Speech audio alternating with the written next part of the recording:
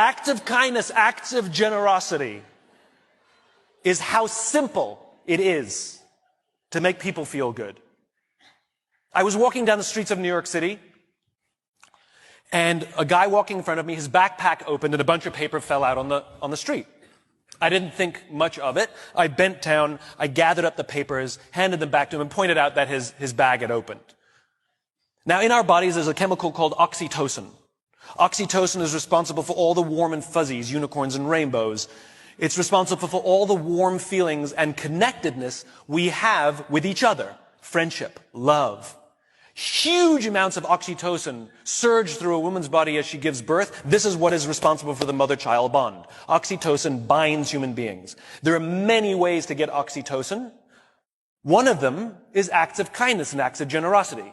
It feels good when we do something nice for someone. It feels good when someone does something nice for us. On this particular day, I did something for someone with no expectation of anything in return. I got a little surge of oxytocin. I felt good.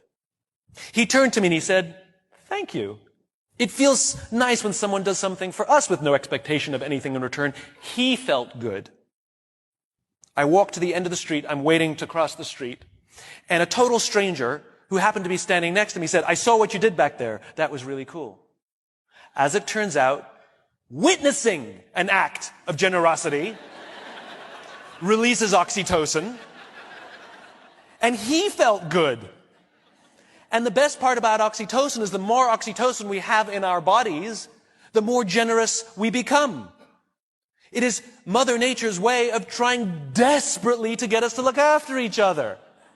I can guarantee you that that man who witnessed what I did something nice for somebody that day simply because he saw someone do something nice for somebody that day. So what if we commit to do something nice for someone with no expectation of anything in return? Imagine what happens at work. Imagine what happens at home. Imagine what happens with our friends. But it must be genuine.